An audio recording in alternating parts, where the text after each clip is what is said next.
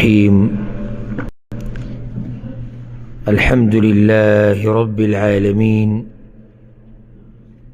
والصلاة والسلام على أشرف الأنبياء والمرسلين نبينا محمد وعلى آله وصحبه أجمعين. أما بعد، دا الله رب العزت دا كلام دا تفسير او دا ترجمه په سلسله کې من سورة الفاتحة آیت نمبر 2 ته رسیدلی. الحمد لله رب العالمين الرحمن الرحيم. د دې سورت ته فضایلو او د دې سورت د نومونو او دا مکی دی او که مدنی دی او د دې اولنی آیتونو باره کې تفسیر هغه بیان شوی. نن به انشاءالله د دې دریم آیت نه شروع کوو. مالک یوم الدین. الله رب العزت وی: اعوذ بالله من الشیطان الرجیم، بسم الله الرحمن الرحيم، الحمد لله رب العالمين، الرحمن الرحيم، مالك يوم الدين. الحمد لله رب العالمين.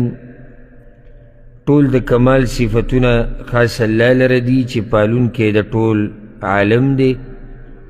الرحمن الرحیم، عام مهربانه خاص رحم کون کې دی. دیزی پوری خبره شوی وه. نو د هغې نه بعد الله وی مالک یوم الدین. مالک یوم الدین، اختیارمند د ورځې د جزا دی یا اختیارمند د ورځې د حساب کتاب دی. کله چې ته تلاوت کې مانځه کې یا د مانځه نه بهر ته وایې الحمدلله رب العالمین. موږ پرون دغه ذکر کړی چې کله یو سړی دا واوري چې الله رب دی د ټول عالم، نو یره پکې پرته ده. پسې الرحمن الرحیم راشي چې یعنی الله مهربانه او ډیر مهربانه دی. نو د سړي تمه پیدا شي. اول ویریدو نو بیا امید راغی. اوس الله وی مالک یوم الدین، یعنی کله چې الله دا خبره ذکر کړه چې زه مهربانه یم او ډیر مهربانه یم، او کیدی شي د دې خبرې د لاسه په یو سړي باندې امید زورور شي، ځکه چې هلته دا خبره یې واورېده چې الله څه دی؟ رحیم دی او رحمان دی. نو کیدی شي په ده باندې امید څه شي؟ کیدی شي په ده باندې امید ښه زورور شي. نو داسې نه چې دا امید پې دومره زورور شي چې د زړه نه یره وځي. الله دا آیت راوړو مالک یوم الدین. دې بنده له بیا داسې اشاره ورکړه چې صحیح ده د الله نه به امیدونه ساتي، خو دا یره دې د زړه نه ختمه نه کړي، ځکه دا د یرې خبره ده. مالک یوم الدین، د ورځې د جزا واکمن دی، یعنی تا نه به تپوس کېږي، حساب کتاب به کېږي او حساب کتاب به رسره الله کوي. نو بیا یې ته یعنی ګډوډ کېدو ته یې پرېنښودې. اوله کې یره تا باندې راله، نو داسې نه چې دا یره د باندې دومره زوروره شي چې امید دې ختم شي. نو امید یې دله پیدا کو، او داسې نه چې دومره امیدونه دې د الله نه پیدا شي چې یره ختمه شي. نو په دې ځای کې بیا تعالی یره درکړه چې مالک یوم الدین. مالک او یو قرت کې دی ملک. مالک یوم الدین او یو قرت کې راځي، دا اوه قرتونه چې دي متواتر، پای کې یو کې دي ملک یوم الدین. مالک دا د باچایي نه اخیستی شوی ټکی دی. الملک او ملک د الملک نه. نو الله واکمن دی، مالک دی، باچا دی، دنیا کې هم او آخرت کې هم. او دا څه چې دي د الله دي او الله ته پاتې دي. لکه الله قرآن کې وایي که نه انا نحن نرث الارض ومن علیها، دا ځمکه الله وایي موږ ته پاتې ده او په دې ځمکه چې څوک دي و الینا یرجعون او دا ټول به ما ته راواپس کیږي. نو دا مالک دی که نه، هر څه د الله دي او الله ته به واپس کیږي. ځکه د دنیا په باره کې دومره حرص نه دی پکار چې سړی پې خپل دین ګډوډ کړي یا خپلې رشتې او خپل تعلقات ګډوډ کړي، ځکه څه چې دي هغه د الله دي او الله ته پاتې کېدونکي دي. او دا مخکې هم ستا نه وو، مخکې هم ستا نه وو او بیا به هم ستا نه وي. وقتي طور باچایي، وقتي طور مشرتیا زما او تا سره ده د څه شي، نو په دې باندې به دوکه کېږي نه. دا نه چې زړه ته دې دا تکبر راشي او لویي راشي او تا د الله د دین نه واړې چې زم څوک یم، نه هېڅ هم نه. ته چې دنیا ته څنګه راغلی هم هغه شان به دې دنیا نه واپس ځي. دنیا ته چې موږ رالو لګړ توګړ راغلي وو او د دې دنیا نه به ځو هم لګړ توګړ. صرف او صرف هغه یو کفن دی چې هغه موږ ځان سره وړو، او هغه کفن هم داسې کفن نه دی چې د همیشه دپاره زما او تا سره دی. کفن هم په دې خاورو کې د یو څو ورځو میلمه دی او هغه بیا د خاورو سره خاوري شي. نو په دې وقتي طور دنیا باندې د دې آیت کې فایده چې سوچ پکې وکړي، وقتي طور دنیا باندې دوکه کېږه مه چې جي زمونږه، ځکه دا ټکي مناسب نه دي، دا زمونږه او زما او زه. یو سړی د خاورو نه پیدا دی، خاورو ته واپس کېږي، دی به څه وایي زمونږ او زه او زه. ته څه ستا نه مخکې غټو خلکو دا خبرې کړي، ډېرو غټو. فرعون ویلي وی د مصر باچایي زما ده، قارون ویلي وی دا مال زما دی، دا دنیا زما ده، او داسې نور ډېر لوی مالداران خلک تباه و برباد کړو الله. نو دا مال او څه چې د سره دي دا د دنیا د ژوند د تېرولو ساز و سامان دی. صرف دومره تاله کار در کوي چې ته پې څه وکړي، ژوند تېر کړي. بس دې دپاره نه دي چې ته پکې ورننوځې او ورننوځې او الله دې نه پاتې او پیغمبر پاتې او قرآن پاتې حدیث پاتې او اعمال او عبادات اقوال هغه دیني ټول دې نه پاتې او ته په دنیا پسې منډې. نه، څه چې دي د الله دي او الله ته پاتې دي. نو دې کې بله فایده ما تاسو ته ووایي که نه چې څومره د الله په کتاب کې سوچ کې حکمتونه پکې دي، ډک دی. بله فایده دې کې دا ده څه چې دي هغه د چا دي؟ د الله دي. او دا موږ سره چې دي دا د چا دي؟ دا هم د الله دي. نو دا د الله احسانات دي په موږ باندې. نو د الله حمد او شکر به هر وخت ادا کړي، ځکه هلته خو الله وایي چې زه باچا یم. نو چې الله باچا دی د هر څه د چا دي؟ د هغې دي، او هر څه د هغه دي او موږ له یې را کړي دي. نو بیا هغه حقدار دی چې د هغه شکر ادا کړی شي، د هغه حمد او ثنا دې هر وخت وویلی شي. نو الله باچا دی. سورة الناس کې موږ نه وایو قل اعوذ برب الناس ملک الناس، باچا د انسانانو. قیامت په ورځ به الله اکبر، قیامت په ورځ به دا اواز الله کوي لمن الملک اليوم. نن ورځ باچایي د چا ده؟ خو داسې به څوک نه چې اواز ورکړي. دا چې کله د خلکو د راپاڅېدو نه مخکې دا هر څه به ختم شوي، تر دې چې ملک الموت کم ملک چې په ملایکو کې ساګانې اخلي هغه به مړ شي، د هغه نه به الله ساه واخلي. نو بیا به الله آواز وکړي لمن الملک اليوم، باچایي نن د چا ده؟ چی شو هغه باچایان؟ یو حدیث کې رضی الله به وایي چی شو هغه باچایان، چی شو هغه زورور د باچایانو هغه اولاد چې سینه به یې ټپوله چې که یمه زه یمه، چی شو هغه ټول؟ نو الله به ځان له به خپله جواب ورکړي لله الواحد القهار. یک یوازې د الله باچایي ده. په بل ځای کې الله وایي سورة الفرقان کې الملك يومئذ الحق للرحمن. په هغه ورځ به بادشاهي حق بادشاهي او خالص بادشاهي صرف د چا وي؟ هغه به د رحمان. الله بل ځای کې وایي داسې بادشاهي ده د هغه ورځ د الله داسې بادشاهي ده چې دا خو پرېږده چې څوک دعوه وکړي هلته چې دا پلانې شی زما ده او پلانې زما ده، خبرې څوک نشي کولی د هغه د اجازت نه بغیر. يوم يقوم الروح والملائكة صفا. الله وی په هغه ورځ به ملائک او جبریل علیه السلام دا ټول په صف کې ولاړ. لا يتكلمون إلا من أذن له الرحمن. خبرې به نه کوي مګر هغه څوک چې رحمان ورله اجازت ورکړي. داسې بادشاهي ده د الله د هغه ورځې. دا خو پرېږده څه شي دعوه کول، خبرې هم د الله د اجازت نه بغیر هغه څوک نشي کولی. دلته یو سوال چې الله خو بادشاه د دنیا هم دی او د آخرت هم دی، خیال هم دی که نه دی؟ دلیل په دې سره چې الله بادشاه د دنیا او د آخرت دی هم په دې صورت کې وی ګورئ ورته نه نه نه نه ته وضاحت کې زم په دې کې یو آیت ته پای کې دا دی چې الله بادشاه د دنیا او د آخرت دی، رب العالمین، رب د مخلوقاتو، بادشاه د مخلوقاتو، دنیا او آخرت ټول پکې رالو کنه.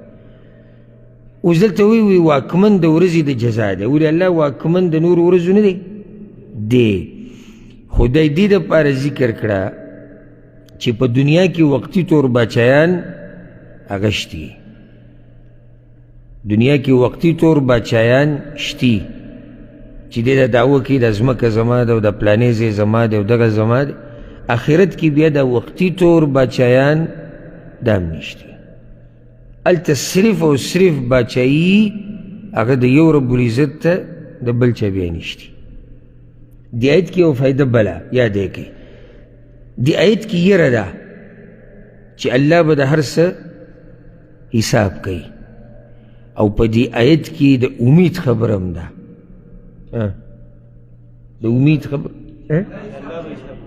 چې الله به حساب کوي، او چې الله حساب کوي نو الله عدل کوي. یعنی دا زمونږ دپاره د امید او د خوشحالۍ خبره ده چې حساب کتاب د الله سره دی، حساب کتاب د الله سره دی. حدیث کې دا راځي چې الله د خپلو بندگانو سره د هغوی د میاندو د محبت نه زیات محبت کوي. نو چې کله اوس زمونږ دا میاندې یا زمونږ دا پلاران زمونږ سره حساب کتاب کوي، سم خیال دی ظلم به را سره کوي؟ نه، اسې عام دغه کې کیدی شي کې خو انسانان دي واقع کیدی شي، خو عام دغه کې دی چې مور پلار بچي سره ظلم نه کوي. یو دویمه ده چې مور پلار به فیصله کې کوشش به څه کوي چې د اسانتیا جوړه کړي. نو چې رب العالمین د هغوی د محبت نه زیات محبت موږ سره کوي، نو تاسو سوچ وکړئ چې هغه به څنګه فیصلې کوي. عادل او انصاف والا، ظلم زیاتی به پکې نه، او مهربان رب دی نو مهرباني به کوي. نو دې کې خوشحالي او د امید خبره پرته ده. بله خوشحالي پکې دا ده، بله خوشحالي چې ټول عمر دی موحد دا چې خالص د الله بندگی کوي، بندگی صرف د چا کړې وه؟ د الله کړې وه، د دغه ورځې دپاره یې کړې وه، او ټول ژوند کې ورسره خلکو په دې باندې ورانه وه. ته جي پلانې نه منې، ته هغوی نه منې، ته دغه نه منې، ته درګاه نه منې، ته دربار نه منې، ته غیر الله ته چغې نه منې، ته دغه نه منې، او دا قیسو کې راګیر کړی. په هغه ورځ د دغه خبره ښکاره شوه چې ما تاسو ته ویلي وو چې بادشاهي خالص دنیا و آخرت کې د الله ده. نن وګورئ کنه، او ځکه رابشي آیتونه الله به پخپله دغه مشرکانو ته وایي راوبلئ که نه هغه تاسو شو ته پراته وایي. دې کې دا د خوشحالۍ خبره ده، د موحد دپاره چې الحمدلله چې الله ماته د توحید د عقیده را نصیب کړی دی او په هغه ورځ د الله نه علاوه بل څوک تاله فایده نشي درکولی کائنا من کان هیڅ څوک تاله فایده نشي درکولی پیغمبر هم نشي درکولی که پیغمبر صلی الله علیه وسلم د چا سفارش کوي نو په اذن د الله به یې کوي او د هغه چا دپاره به یې کوي چې الله ترې راضي دوه خبرې دي نو په هغه ورځ فایده ورکوونکی ذات هغه څوک دی هغه الله دی ځکه الله سره رابطه مضبوطه کوي که آخرت ته سختونه خلاصی غواړي مالک یوم الدین الدین په عربی کې الجزاء والحساب معنی ده جزاء او حساب لکه قرآن کې الله وی یومئذ یوفیهم الله دینهم الحق قیامت په ورځ به الله ورکړي دوی له بدلې د دوی پوره نو د دین نه مراد څه ده بدله حساب کتاب یومئذ یوفیهم الله دینهم الحق قرآن هم ګوره د یو بل تفسیر کوي نو دلته سړی سوچ کې شي چې یاره دا یوم الدین به صحیح دین څه مطلب دی نو دین مطلب حساب کتاب دی قرآن په بل ځای کې الله وي وما ادراک ما یوم الدین تا ته څه پته دی چې ورځ د حساب کتاب څه ده دومره ګټه ورځ ده او حدیث کې دا راځي رسول صلی الله علیه وسلم وی امام ترمذي راوړی دی الکیس من دان نفسه هوښیار سړی هغه دی چې د خپل ځان سره حساب کتاب وکړي په ژوند کې نو دلته د دانه مطلب حساب کتاب دی نو دین په عربۍ کې څه ته ویل کېږي الدین الجزاء والحساب نو الله واکمن د ورځې د جزا دی ایاک نعبد و ایاک نستعین خاص تا لره بندگی کوو من او خاص تا نه مرسته غواړو ایاک نعبد خاص ستا ایاکا خاص تا یا خاص تا لره نعبدو بندگی کوو من و ایاکا او خاص تانا نستعین مرسته غواړو من دا ډېر عظیم آیت دی او دا خبره یاده کوي بعضو سلفو دا خبره کړې ده وی الفاتحة سر القرآن سوره فاتحه خلاصه او راز د قرآن دی پرون من خبره کړې یعنی د ټول قرآن معانی واپس کیږي څه ته سوره فاتحې ته او وی د سوره فاتحې راز او خلاصه په دې آیت کې ده ایاک نعبد و ایاک نستعین یا الله موږ ستا بندګي کوو عبادت لنډه ده عبادت په شریعت کې هر هغې وینا ته او هر هغه کار ته وایي چې هغه د الله خوښي که هغه ښکاري او که هغه پټي ښکاره څنګه مونځ شو روژه حج دا ټول پکې راځي پټ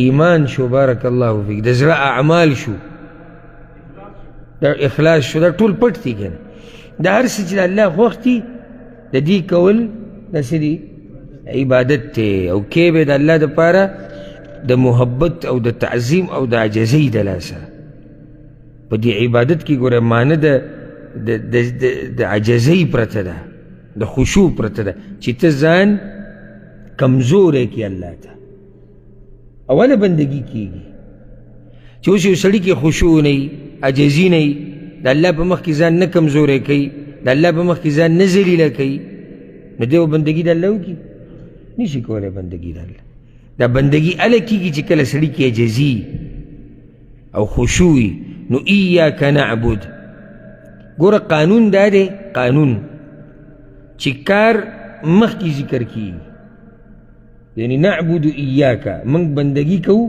ستا کلام په کار داسې و چې بندگی منږ کوو ستا خو نه ایاک هغه مفعول هغې را مخکې کو چې ستا خالص ستا نعبدو بندگی کوو منږه د دې دپاره را مخکې کو معنه دا شوه چې اے الله خاص ستا بندگی کوو منږه ستا نه راو د بل چا نه کوو لیکن حسر راغی یعنی صرف او صرف بندگی هغه ستا کو ځکه د الله ذکر ترې را مخکې شو داسې ونه وایي چې بندګي موږ کوو ستا بندګي کوو موږ یعنی صرف ستا بندګي کوو د بل چا بندګي هغه موږ نه کوو ایاک نعبد و ایاک نستعین ستا بندګي کوو تا نه مرسته غواړو په دې اولنۍ جمله کې ایاک نعبد تا اعلان وکړو د شرک نه د بیزارۍ چې یعنې یا الله زه صرف ستا بندګي کومه تا سره شریک نه جوړو بیا دې ووایي و ایاک نستعین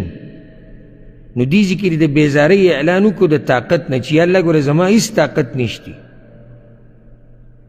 ستا نه مرسته غواړم او ته به ماله طاقت راکې او ته به ماله توفیق راکې دې کې بله فایده هم ده ایاک نعبدو د ریاکارۍ نه د بیزارۍ اعلان دې وکړو څنګه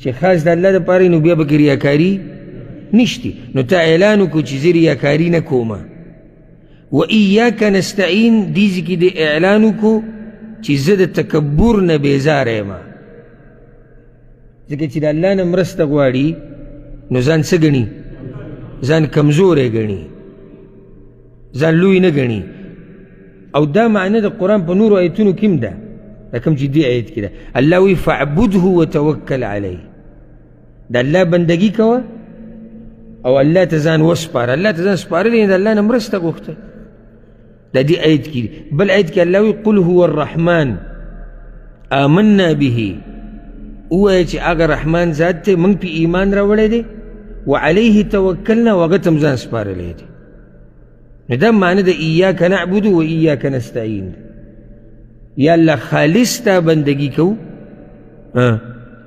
او یا الله ستا نه خاص مرسته غواړو دا ګورې صرف د خولي الفاظ نه دي او دا نه صرف د تقریرونو دپاره دي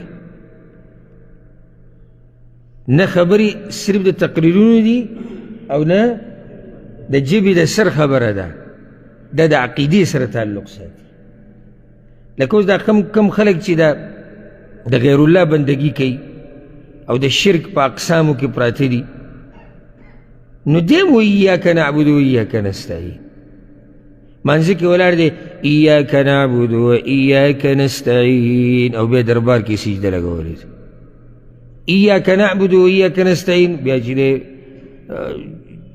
چېرته سجدې کې قبر نه طواف کوي لګیا ایاک نعبد و ایاک نستعین غیر الله سره هغه عقیدې تړلې دي چې هغه صرف د الله سره تړل پکار ایاک نعبد و ایاک نستعین او دا تعویذونه دي او کوډې دي او منترې دي او ایاک نعبد و ایاک نستعین او چې دی درګاه او دربار کې پروت دی نو دا خو یعنې وینا یې یو څه ده او کوي بل څه ځکه الله وایي یا الذین آمنوا لم تقولون ما لا تفعلون ولې کوئ هغه خبرې چې کوئ یې نه نو ایاک نعبد و ایاک نستعین دا به په ژوند کې راولي ژوند کې راوسته دی چې ته به خالص بندګي صرف او صرف د الله کې دې کې د هېڅ چا برخه نشته که هغه هر څوک وي که هغه نبي دی ولی دی ملایک دی بزرګ دی پیر دی مرید دی ګټه ده ونه ده پیری دی مولا دی عامی دی مفتی دی هر څوک چې دی داسې څوک نشتی په مخلوقاتو کې چې هغه دې د الله سره شریک جوړ کړی شي ځکه چې مخکې موږ څه ووایو نه مالک یوم الدین او د مالک یوم الدین نه مخکې موږ څه ووایو رب العالمین خیال هم دی که نه پوهېږئ په دې قرآن که نه اوس اوس دا ملګري په خپله جواب راکړي یو مالک یوم الدین بل رب العالمین دا چې کله ستاسو شوق او په توجه ناسي نو پوه شئ به ولقد یسرنا القرآن للذکر الله وایي ما دا قرآن د نصیحت دپاره اسان کړی خو څوک شته چې نصیحت ترې والي الله نو الله خو اسان کړی ده خو چې موږ څه چل وکړو موږ هم لږ ټیم ورکړو که نه داسې خو نه کېږي چې زه پروت په طلایي کې یم او زما سینه کې دي لکه اوس صلی الله علیه وسلم الله چې سهار را پاسم او ابن جریر الطبري رانه جوړ شوی غټ مفسر چې یا الله چې سهار را پاسم او د امام ابن کثیر په شان علم زما په دې سینه کې هم پروت نو سړی محنت وکړي کوشش وکړي قرباني ورکړي د الله په کلام به پوه شي. نو موږ وی رب العالمین، موږ وی مالک یوم الدین، بیا ته څنګه مخلوق رالی او د رب العالمین سره شریک کړي؟ حالانکه رب العالمین څه مطلب دی؟ پالونکی د ټولو مخلوقاتو دی کنه. اوس سوچ کوئ تا چې کله دا وایي چې پالونکی د ټولو مخلوقاتو دی، په دې مخلوقاتو کې دغه مخلوق نه راځي لکه کوم چې ته الله سره شریک کو؟ راغی که نه؟ نو عجیبه خبره ده چې هغه یې پالونکی دی او تا راواغېستو د هغه سره دې شریک کو. څومره زیاتی دې وکړو، یعنې الله یې پالي او ته هغه ته پروت وي ما وپاله، ما زمونږ خیال وساته. نو هغه خو پخپله غریب چا ته محتاج دی، هغه الله ته محتاج دی او ته ورته الټه چغې وایي چې زمونږ پکې هم خیال وساته او زمونږ پکې هم برخه وکړه. ځکه صرف د قرآن ویل نه دي ګورئ، ګنې دا ټولې وایي، دا قبر پرست، دا تصوف والا، دا بریلیان او دا شیعګان او دا ټول د قرآن وایي. خو خبره صرف د ویلو نه ده، په دې باندې د ځان د پوه کولو ده. ایاک نعبدو په ژبه، په زړه کې او په اندامونو باندې. په ژبه خو ته ووایي چې موږ ستا بندګي کوو، زړه کې به دې اقرار کوي چې خالص د بندګۍ حقدار هغه الله دی، اندامونو باندې به صحیح عمل به راښکاره شي چې ته صرف بندګي د الله کې. پوه شوي به که نه؟ دا صرف د ژبې په سر خبره نه ده او نه د تقریرونو خبره ده چې بس ایاک نعبد و ایاک نستعین او بیا چې څه کې هغه کوه. و ایاک نستعین او خاص تا نه مرسته غواړو. هسې دلته ته یو فایده ذکر کړمه، دا مې ذهن ته راله. مخکې خبر روانه وه الحمدلله رب العالمین، د کمال صفتونه د الله دپاره چې پالونکی ټول عالم دی او مهربانه دی او ډېر مهربانه دی او واکمن د ورځې د جزا دی. خطاب خو نه و الله ته که نه، یعنې تا خو سره خبرې نه کولې که نه، غیب مسله روانه وه، یعنې الله داسې دی، الله داسې دی، الله داسې دی. خطاب داسې چې ته یو سړي ته خبره کوې، یو چا ته خبره کوې، لکه څنګه چې موږ مخلوقات یو بل طریقې اوس داسې کوي ایاکا خاص تا، نو خبره د غیب نه څه ته راواوړېده؟ خطاب ته راواوړېده، یعنې د الله سره خبره شروع کړه.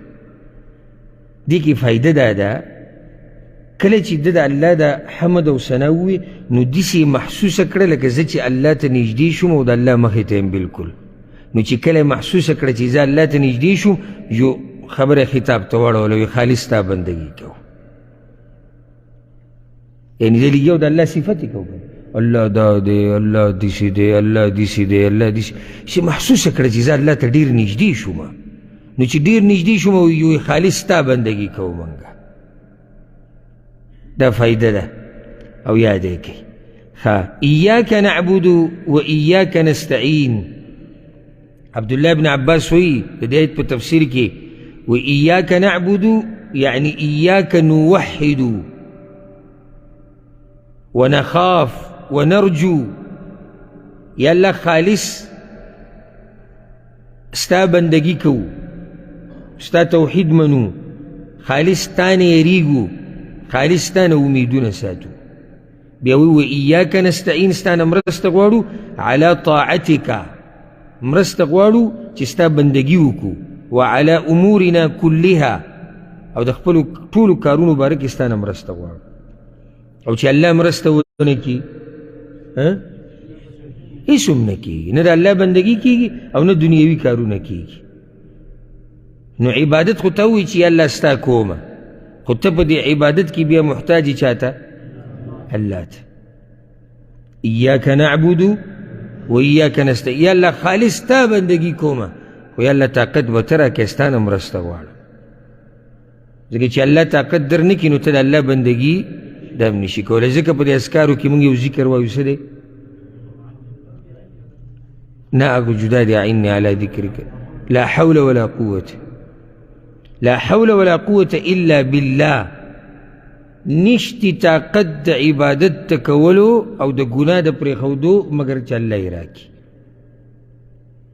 د هغه وخته پورې نه ته ګناه پرېښودی شي، نه ته عبادت کولی شي چې څو پورې تا له طاقت او توفیق الله نه یې درکړې. دا خبره یاده کړه. ایاک نعبدو یا اللہ خالص تا بندگی کو. عبادت مخکی کو استعانه ورست کړه مرسته غوښتل. عبادت په دې مخکې کو ځکه چې عبادت مقصد دی، موږ راغلي دنیا ته د څه لپاره عبادت دی، او دا مرسته غوښته د الله نه وسیله ده دغه عبادت. یعنی چې الله زموږ مرسته وکړي نو موږ به څه ته ورسو؟ بندګۍ ته به ورسو. نو ځکه بندګي مخکې ده. ښه دلته یو مسله د ذکر کوم، مخکې به تفصیل راځي. مرسته د مخلوق نه غوښته په هغه څه کې چې صرف د الله کار دی او الله پې قادر دی، دا شرک دی. نو د مخلوق نه مرسته غوښتی شي، د دې لپاره شرطونه دي چې دغه کار د هغه د وسي او هغه په هغه ټیم حاضري ژوندی، دا پکې شرطونه بیا ترې مرسته غواړي. کله چې تاسو یو عالم یا یو مقرر نه واورئ که نه وي غیر الله نه مرستې غوښته کفر دی، چې عامه خبره وکړي، نو مراد د هغه کومه مرسته وي چې هغه کارونه چې صرف د الله وي. لکه اوس یو سړی یو کس ته وایي ماله بچی راکه، نو دا خو د هغه کار نه دی چې ماله بچی راکه. یا زما دا زوی مړ شوی دی او ته را ژوندی که، نه دا د هغه کار نه دی. یا مړي ته چغې وایي او یا غایب ته چغې وایي چې هغه په بل ملک کې دی او دی په بل علاقه کې دی، نو دا په کفر کې راځي او شرک. او چې کله یو انسان قادر په یو کار ته ورته یو خدمت ولګه، یاره دې دوکان نه ماله پلانې شی راوړه، یا مرسته ترې غواړې ماله لږې پیسې راکړه، یا ماله دا پلانې منډه ووه، وهلی شي، ژوندی دی حاضر دی ستا خبره اوري. نو دغه مرستې څه خبره نه، دا خو قرآن او حدیث نه دا خبره واضح ده چې دا جایز دي او روا دي، بلکې دې کې اجر هم دی مؤمن سره مرسته کول. الله وی کله چې موسی علیه السلام هغه دغه ولیدو قبطي چې کوم د فرعون خپلو او جګړه کوله د بني اسرائیلو د یو کس سره، قصه تاسو ته معلومه ده قرآن کې دي. فاستغاثه، نو هغه ملګری چې کوم د موسی علیه السلام و بني اسرائیلو کوم کس و هغه مرسته وغوښته د چا نه؟ موسی علیه السلام. نو دا مرسته روا وه؟ ولې روا وه؟ موسی علیه السلام پې قادر و، ژوندی و، په هغه ټیم و. نو دا مطلب د بعض عوام مسله واوري او بس بیا دغه شان بیانوي، لکه اوس د یو ملا نه واوري او د علماو لم پکار چې د خبرې پوره وضاحتونه کوي. کله نه کله د داسې عامه خبره کول دا جاخه جوړه کړي. نو یو نیم عامي خبره واوري او بس بیا چې راوځي بهر ته وایي چې څوک هم د غیر الله نه مرسته غواړي هغه څه دی؟ هغه کافر دی. نو خبره خو داسې نه ده، بعض مرستې د مخلوق نه غوښته روا دي. اخرنی مسله به ذکر کم دی آیت سره، ایاک نعبد و ایاک نستعین. ته چې په منځه ولاړې ته یو کس یې که دوی که نه دې کې سوچ ته ضرورت شته، یو یې که نه. نو ایاک اعبدو، یا الله خالص تا بندگی کومه، داسې ولې نه وایي ایاک نعبدو، یا الله موږ ستا بندگی کوو. یعنی تعظیم د چا دی؟ نه، دی خو خپل ځان دپاره جمع استعمال مونږه.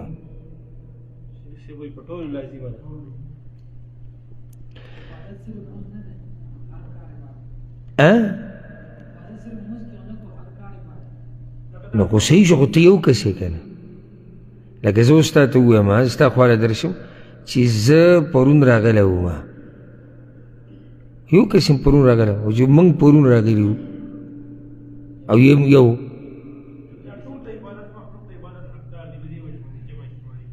چې دا ټول به ستا عبادت کوي. ګوره دې کې یو جواب هغه دا دی چې دی لګیا دی د کوم د الله نه چې را سوال کوي او د الله ته چې را جزي کوي او د سورې فاتحه وایي، نو دی وایي چې یا الله ستا بندګي کوو، دی هغه ټول بندګان یادوي، د هغه ټولو طرف نه خبره کوي او زه هم په هغو کې یو یم.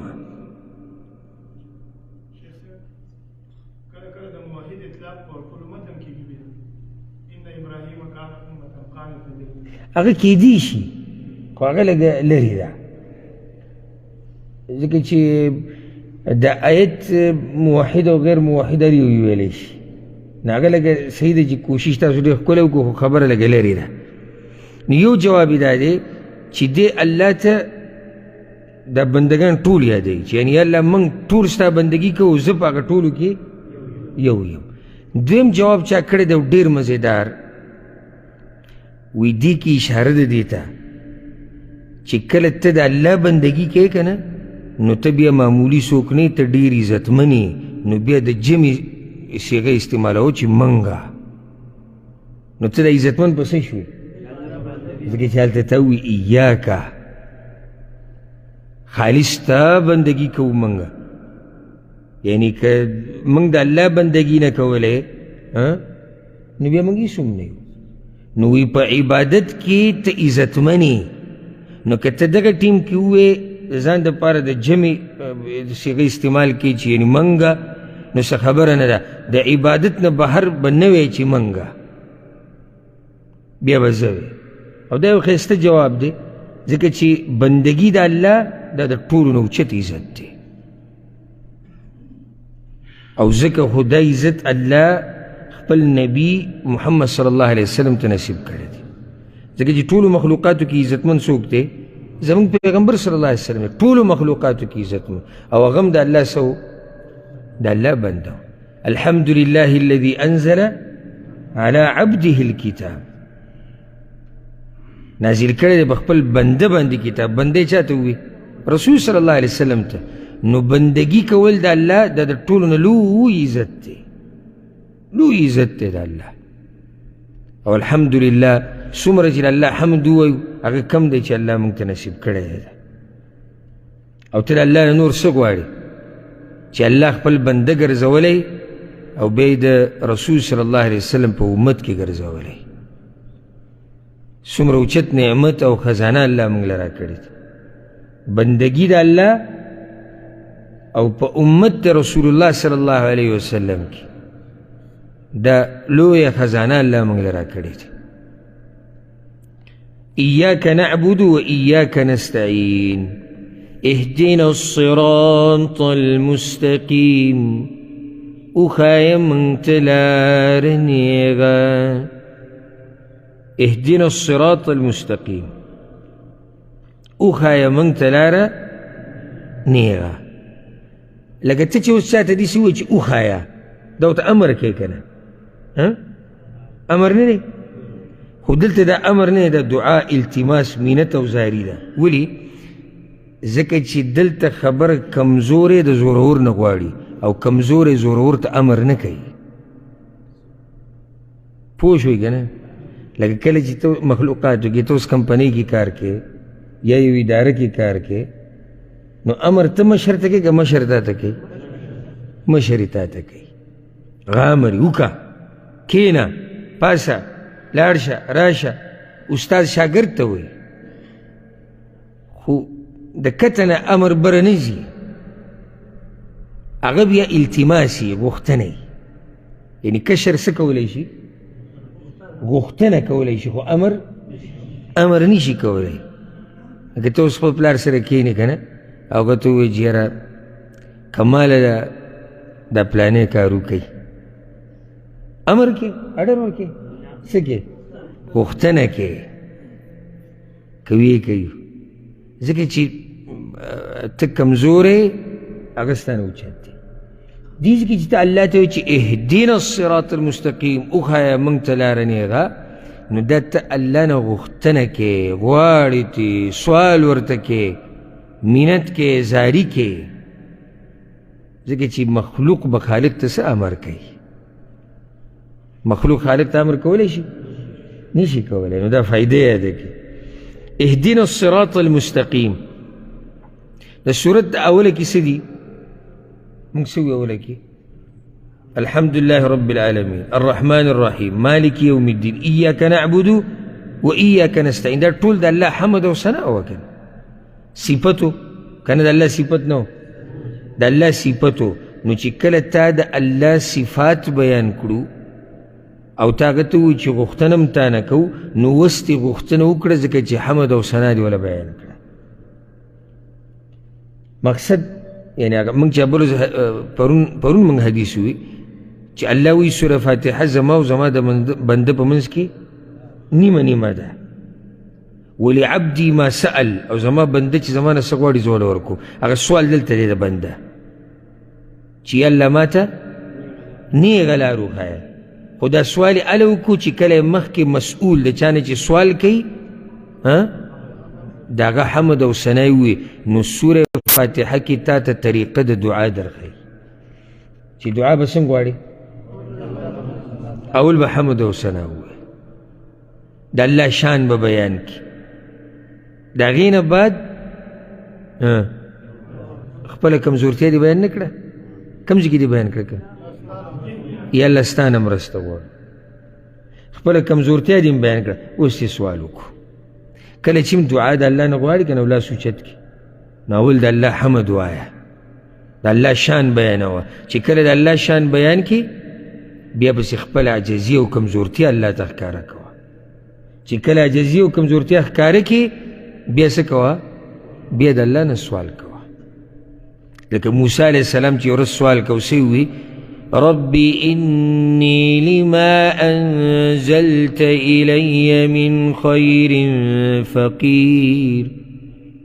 یا الله کم خیر چې ته رالیږي ما ته او ستا د طرف نه چې څه راځي زه هغې ته فقیر او محتاج یم. خپله کمزورتیا بیان کړه. یونس علیه السلام د مهي په خېټه کې او غوښتې چې الله نه سوال وکړي چې الله یې د دې سختې نه راوباسي. نو څه ووي؟ لا اله الا انت سبحانک. ګوره د الله پاکي بیان کړه او د الله شان یې بیان کړو. بیا څه ووي؟ انی کنت من الظالمین. خپله کمزورتیا خپله عجزي بیان کړه. اقرار یې وکړو چې ما له دا کار نه و په کار کوم چې ما کړی دی. دا طریقه د دعا ده. خیر هم دی که نه دی؟ دا چې راشي زموږ خواله اکثر وایي دعاګانې نه قبلېږي. موږ ته د دعاګانو آداب نه دي معلوم. دعا خلک څنګه غواړي. په د هغې باره کې موږ تفصیلي خبرې کړې وي د رحیق الاظهار د وضاحت چې کوم درسونه دي. او بیا زموږ د پښتنو د اکثرو د دعاګانې خو بلکل هسې سټو غونته کي ده لاسونه به هم داسې نیولي او یو سیکڼ دعا او بیا پکې تا ته وګوري او بس پکې لاسونه دا چل کوي. دا لاسونه مه کي ده او بیا به مخ ته راواچي او درز پابسي. نو ځکه زه دا وایم که دې جومات دې دروازې سره یو فقیر کیني سوال کوي او موبایل یې راغستی او هغې کې ګوتې وایي او تا ته وایي چې ریال له واچوه. ریال ټول ورکې؟ ولې نه ورکې؟ ته خو دا بدماش دی. دا خو ځان لره دی او دغه دی یو لاس کې موبایل او بل لاس کې زه غریب یم او داسې قیصه ده. وګورې چې مخلوق له نه ورکوي نو د الله په مخ کې ستا دا طریقې او یو ته کته او بل ته کته او خنداګانې او نه خپل عجزي بیانې نه د الله حمد بیانې څنګه به ستا دعا قبوله شي؟ نو سوره فاتحه کې د دعا د غوښتو طریقه ده. اهدنا وښایه موږ ته لاره الصراط لاره. اهدنا هدایت یعنی موږ ته هدایت راکړه. او موږ دا خبره مخکې ذکر کړې وه چې هدایت څو قسمه؟ دوه. کم هدایت التوفیق او هدایت التوجیه والارشاد. یعنی هدایت په دوه قسمه دي. لار ښودنه پښتو کې لار ښودنه ورته ووایه. لار ښودنه په دوه قسمه ده. یو سړی د نیغې لارې ته رااړول هدایت التوفیق توفیق وله ورکول. دا هدایت صرف چا سره دی؟ د الله سره دی. یاره که ته اسمان ته وخېږې او د اسمان نه دې ځمکې ته راکوشې او غواړې چې یو کس دې نیغې لارې ته راواړوم نشي راړولی. ډېر پلاران د خپلو بچو نه شکایت کوي نیغې لارې ته راړولی شي؟ نشي راړولی. ښه دویم هدایت لارښودنه څه ده؟ چې ته یو سړي ته صرف لار وښیې نو دا هدایت ته مخلوق سره هم دی. لکه دا زه چې اوس لګیا یم تاسو ته لارښودنه بس تاسو ته مه وښوه چې وایي خبره دا ده حق دا دی باطل دا دی صحیح دا دی غلط دا دی. خو دې لارې ته زه تاسو راړولی نه شم. هغه بیا د چا په لاس کې ده؟ د الله په لاس کې ده. او کله چې رسول صلی الله علیه وسلم تره ابو طالب مړ شو په کفر باندې، نو په دې باندې رسول صلی الله علیه وسلم ډېر خفه شو او وایي زه به ستا دپاره بخښنه همیشه غواړم. الله منع کړو د بخښنې، او دی ورته هم وایي انک لا تهدي من احببت، ای پیغمبره ته هدایت نشي ورکولی هغه چا ته چې ته ورسره مینه کوې، داسې ستا په لاس کې خو نه دي. ولکن الله یهدي من یشاء، مګر الله چې چا ته وغواړي هدایت ورکړي. خو په بل ځای کې الله پیغمبر ته وایي وانک لتهدي الى صراط مستقیم، او ای پیغمبره یقینا ته نیغې لارې ته خلکو ته هدایت کوي. نو دلته کوم هدایت دی؟ لار ښې، لار خو دا د نبي صلی الله علیه وسلم کار هم دی، د هغه په لاس کې دي، او څوک چې د هغه په نقش قدم روان دي د هغوی کار هم دی. خو دې لارې ته رااړول د الله کار دی. دې ځای کې ته کوم هدایت د الله نه غواړې؟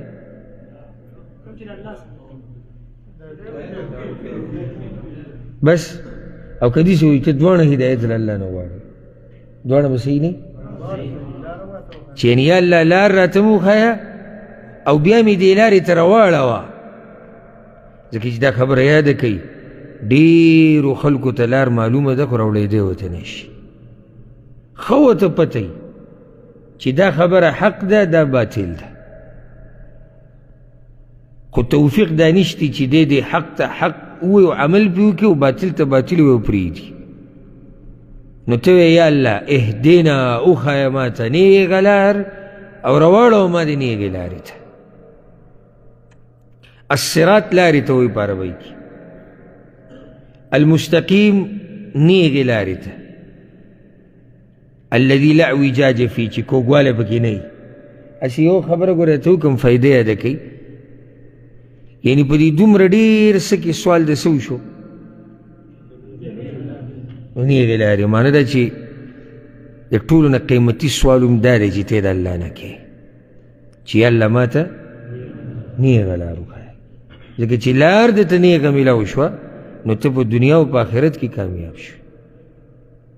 ځکه دلته سوال هغه د نیغې لارې وشو، بل څه سوال نه دی شوی، سوال د نیغې لارې. اهدنا الصراط المستقیم، وښایه ما ته لاره نیغه. اوس دا لاره نیغه کومه یوه ده؟ نو د فایدې د کوي مفسرین چې کله تفسیر کوي هغه په دوه قسمه.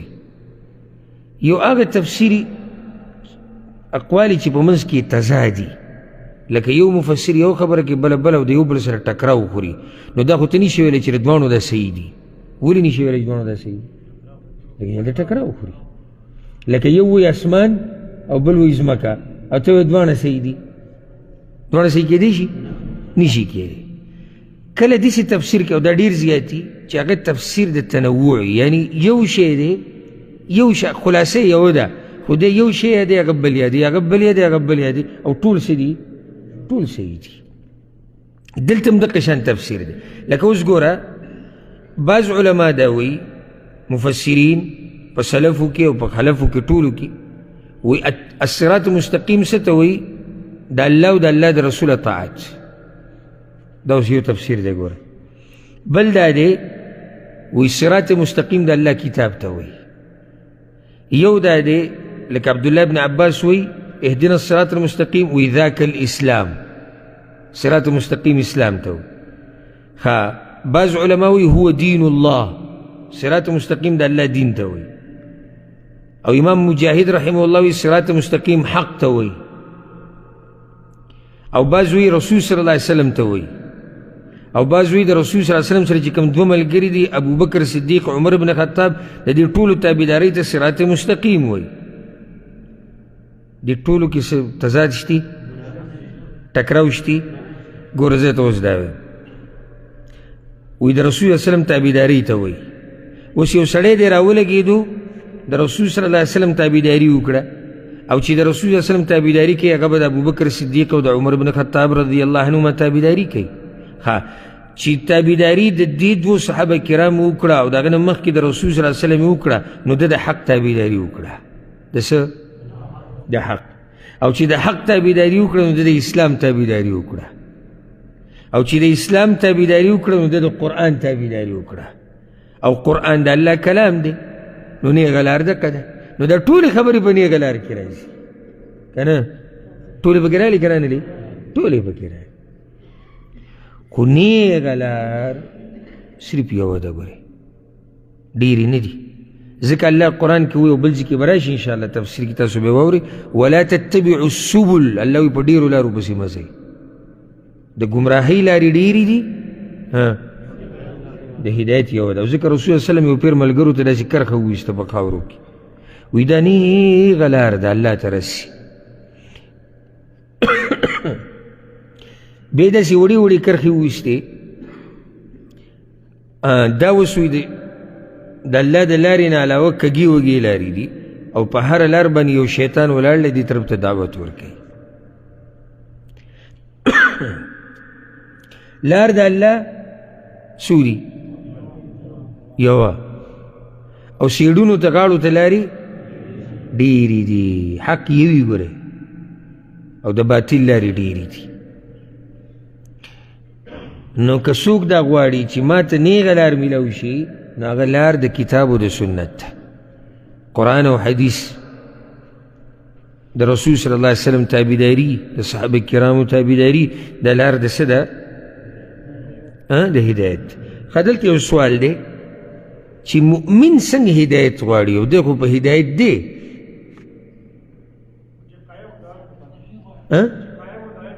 رفع الله قدرک دلته دی دا غواړي چې یا الله په دې هدایت مې وساته دی خو دی په هدایت خو څه پته لګي لږ صاحب به دی په هدایت وي که نه وي نو ومې ساته دی یو جواب شو بل جواب وشتي مضبوط می کپی ښایسته خاتمه یو ښکلی جواب بل کیدی شو نه نه دا درجات ټکي چې دي وي ما کې ته په جواب ورغې نه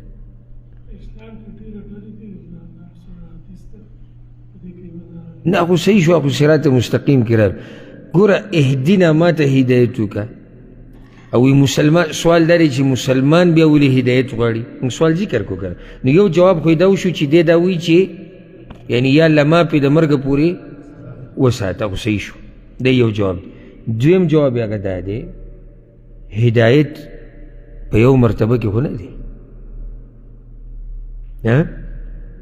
یعنی یو سړی په هدایت ته دی به څه چې زه جو بس 100% په هدایت محتاج نه دی هدایت ته چې دا هدایت ډیر شي چې دا دینداري ډیره شي محتاج دی که نه نو دی دا وایي چې یا الله ډیرې کا او رسول صلی الله علیه وسلم دې ته محتاج ځکه به دا سوره فاتحه نه وي او دعا کې به یې غوښتو اللهم انی اسألک الهدى یا الله زه تا نه هدایت غواړم او زموږ دې پښتنو کې چاته وایي چې الله دې ته هدایت وکړي او الله دې تا ته هدایت وکړي څه چل مې کړی یعنی په دې خفه کېږي چې ته ورته لکه ته به وایي چې دا سم ابوبکر صدیق دی عمر بن خطاب دی هغه ته دې وایي چې الله دې تا ته هدایت وکړي نو هدایت په یو مرتبه کې خو نه دی دینداري یو شان خو نه ده د ټولو که نه او نه ته د دیندارۍ اخري سر ته رسېدی شي د الله داسې بندګي کول لکه څنګه چې الله غواړي دا څوک نه شي کولی که کولی شي موږ کمزور یو که هر څه وکړو نو ته دلته الله ته دقه وایي چې یا الله یو خو مې په دې نیغه لار وساته بل دا هدایت راته ډېر کا زیات که راته هدایت نو دې دپاره ته وایي اهدنا الصراط المستقیم دیز کې یو فایده ته ذکر کم په ګمراه فرقو کې یو فرقه ده القدریه قدریه دا وایي انسان هر څه په خپله مرضۍ کوي دې کې د الله څه کار نشته والعیاذ بالله نو په دې کې په هغوی رد دی څنګه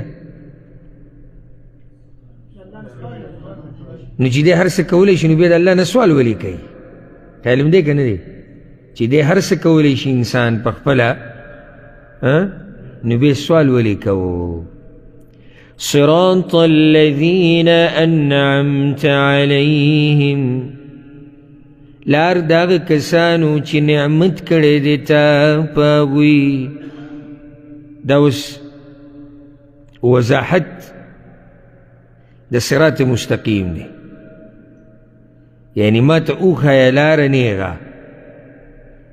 تفسیر اوس دا دی چې د صراط مستقیم کم یو دی، نو دیزی کی تفسیر شو دا بدل دی دا غینا صراط الذین انعمت علیهم، لار دا کسانو چې تا پی انعام کړی دی، او الله انعام په گمراهانو نه کوي.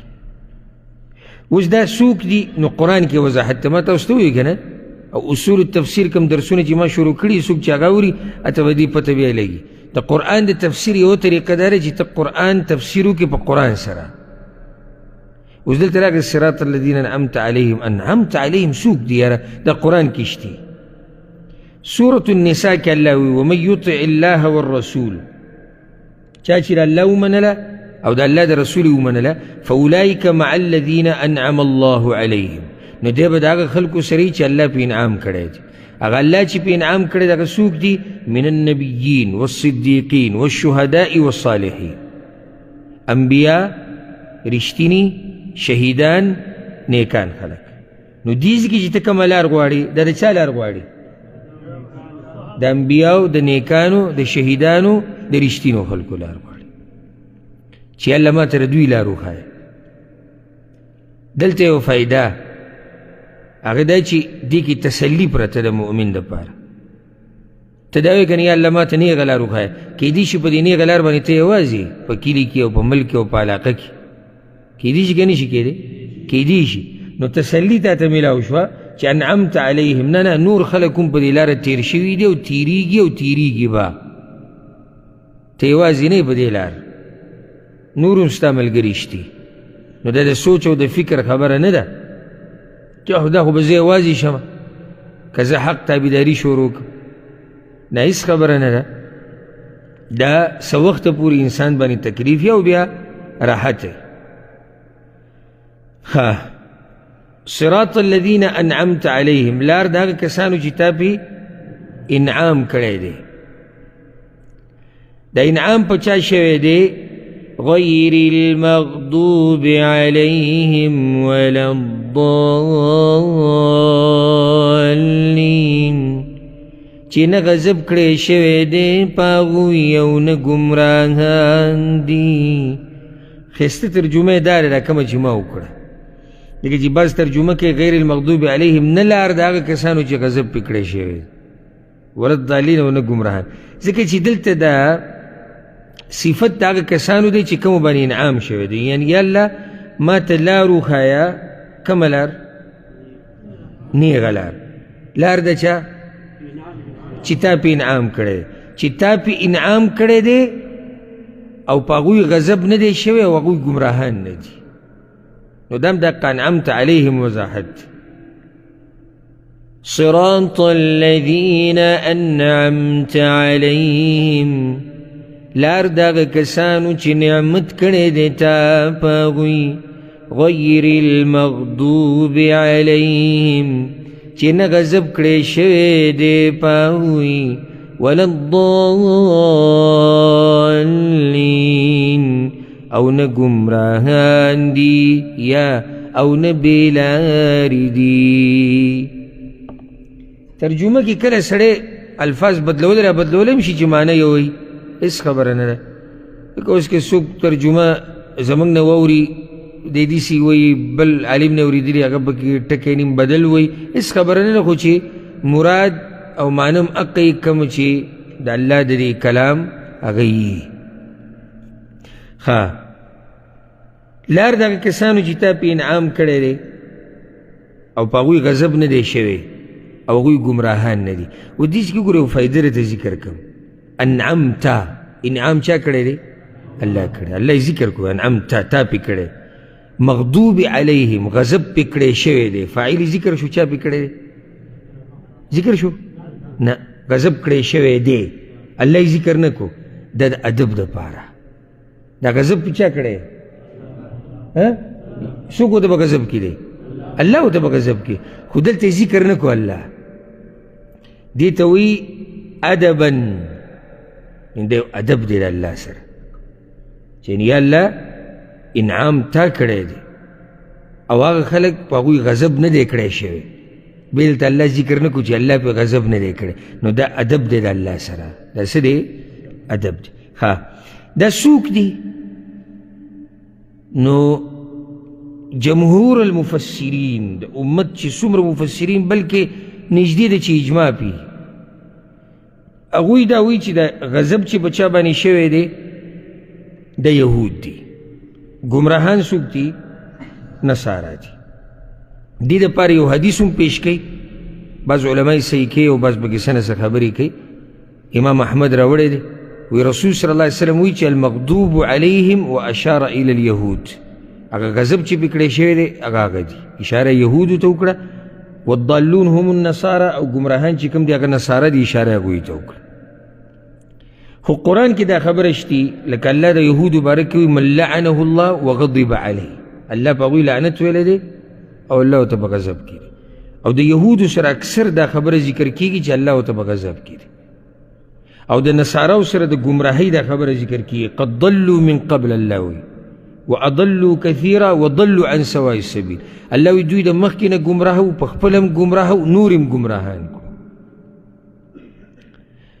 خو دا که ته غواړې چې دوی کې مرض څه و لکه دا خبره خو د عبدالله بن عباس عبدالله بن مسعود او نور صحابه کرامو نقل دی چې هغه هم وایي مغضوب علیهم یهود دي او الضالین چې دا نصارا دي خو دوی کې مرض څه و مرض دا و یهودو سره علم و عمل نو نو د الله د غضب حقدار دي د نصاراو سره عمل و علم نو ګمراهان دي ځکه چې چا سره چې علم نه او عمل کوي نو اکثر عمل صحیح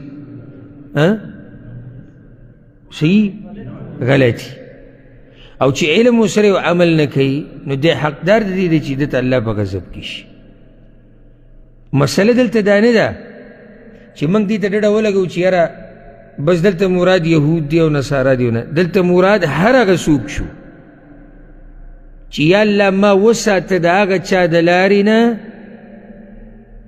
چې هغوی سره علم او عمل ورسره نه او یا ورسره علم نه عمل او هغه غلطي جاخم درې دوه قصو نه جوړېږي چې عالم کله ګمراه شي امت تباہ و برباد شي او جاهلان پیران مریدان چې علم ورسره نه او عمل ورسره دوی امت تباہ و برباد کړي دوه خبرو د لاسه قصه ورانه ده عالم چې کله په علم عمل ونه کي او هغه عابد چې هغه جاهل دی د خپلو عباداتو ورته هم پته نشته نو په دین کې نوي نوي مسلې راوباسي او دا د پیران مریدان چې که نه د پیري مریدي چې کوي دا په دقې کې راځي دوی سره علم نه او اعمالو له زور ورکړی او دغه اذکار دي او ټوپونه دي او کرنټونه دي او په جوماتونو کې ګډېده دي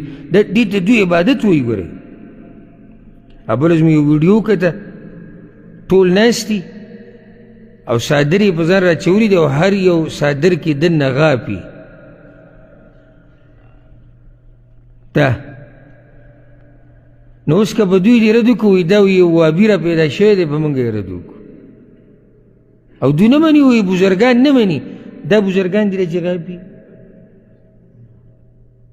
که ته را باندې دا بزرګان مني نو دا خو که قیامت پورې دله دا بزرګ نه منم چې د سپي پېښې کوي اشرف المخلوقات انسان ته وګوره او دی د سپي پېښې کوي نو هغوی څادر یې په ځان راچولي دی جومات یې ډک دی او غاپي او هغه یو څادر په ځان راچولی دی او څه ناشنا ناشنا اوازونه د دې سینې نه راوباسي او څوک ټوپونه وایي څوک ګړي دا عبادت دی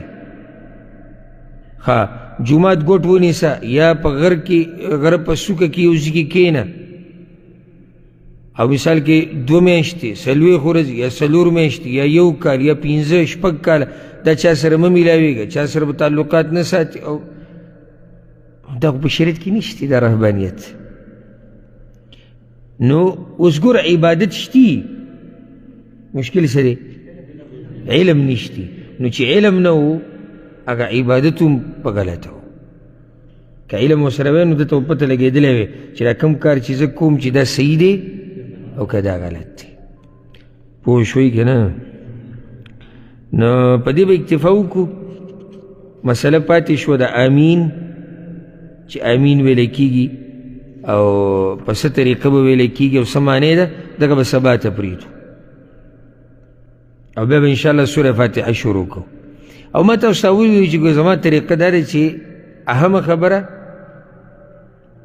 او مختصر چې موږ د الله په کلام باندې څه شو پوه. اوس که یو سړی کیسه ډېره ول غواړي نو کیسې خو چې څومره ته خبره اوږدې اوږدېږي او ډېرې مسلې دي، خو مقصد دا دی چې د الله د بندګان د الله په کلام پوه شي. زما امید ده چې په سوره فاتحه به تاسو ښه پوه شوي که نه.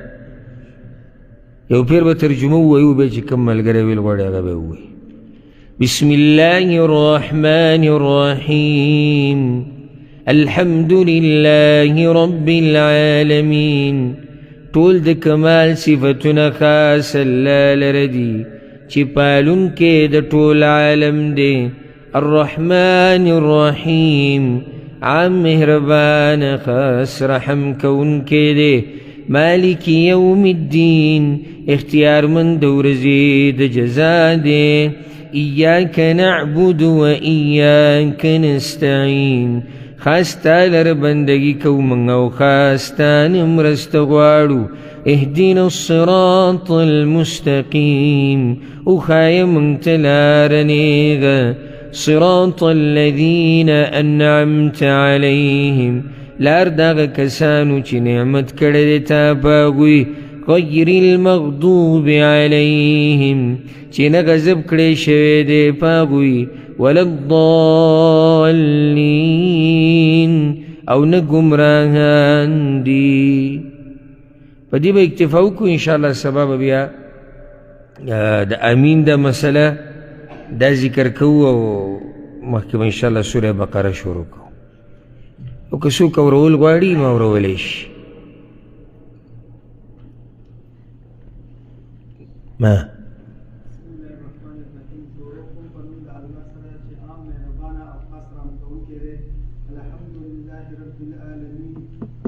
ټول صفتونه د کمال خاص الله له